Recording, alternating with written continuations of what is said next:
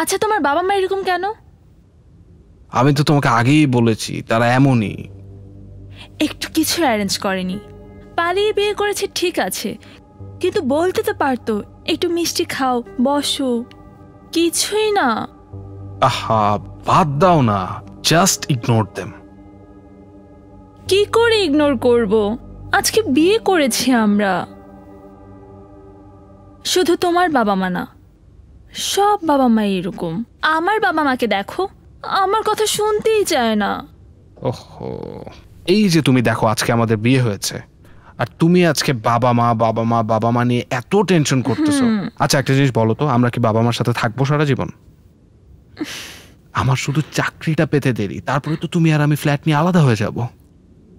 সেটাই, বয়স্কদের সাথে থাকতে থাকতে না আমরাই বুড়া হয়ে যাই। আর আমি এত তাড়াতাড়ি বুড়া হতে চাই না। আমিও না। হ্যাঁ আসলে মানে বাবা মার সাথে থাকতে থাকতে আসো। আচ্ছা আমাদের কি এই রুমটাতেই থাকতে হবে? আসলে মানে হয়েছে কি, আমাদের বাসায় তো তুমি দেখেছো এই যে বড় রুম একটাই, আর সেটাতে বাবা মা থাকে। কিন্তু এই রুমটা তো অনেক বেশি ছোট, আর কত নোংরা। আই নো, কিন্তু আচ্ছা কি তুমি রুম টুম এগুলো নিয়ে এত চিন্তা করতেছো? উফ বেবি দেখো, মাত্র মাত্র কয়েকটা দিন, আর কয়েকটা দিন একটু কষ্ট করে প্লিজ অ্যাডজাস্ট করে নাও প্লিজ। কিন্তু তুমি তো জানো আমি এভাবে ইউজ টু না। আচ্ছা রাখো না, বললাম তো কয়েকদিন পর আমরা চলে যাব, কাছে আসো না প্লিজ। লতা, এই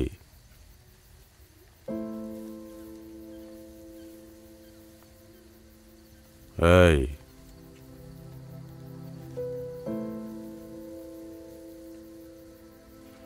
আরে এত আপসেট কেন তুমি?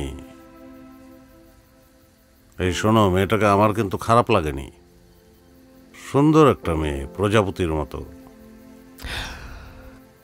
একটা মাত্র ছেলে আমাদের আজিজ, ও আসবে তাই তুমি আমি কত কিছু চিন্তা করেছি, কত স্বপ্ন দেখেছি ওকে নিয়ে।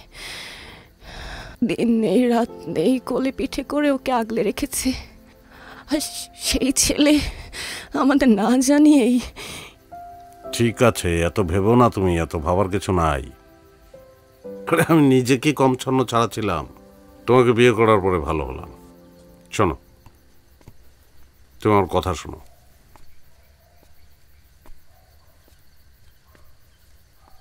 তোমার এই বাসা ভালোবাসা,